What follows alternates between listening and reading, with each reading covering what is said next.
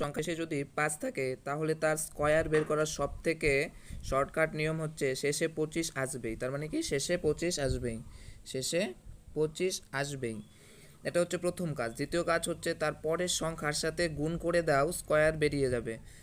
যেমন মনে করো এখানে কত আছে, 1 আছে, তো 1-এর পরবর্তী সংখ্যা কত, 2। তো আমরা যদি 2-এর সাথে গুণ করে দিই, 2 1 2, 2 1 2, আমাদের 15 স্কয়ার বেরিয়ে গেল। তো সেম এরকমই শেষে 5 আছে মানে এখানে 25 আসবেই।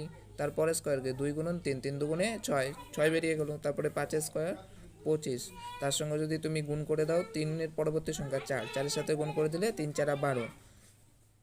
সেরকম এরকম সেম একদম 5-এর স্কয়ার 25, 4-এর পরবর্তী সংখ্যা কত, 5, 4-এর পরবর্তী সংখ্যা 5, 4-এর সঙ্গে যদি 5কে গুণ করে দাও 4 5 20, তো 45-এরও বেরিয়ে গেল।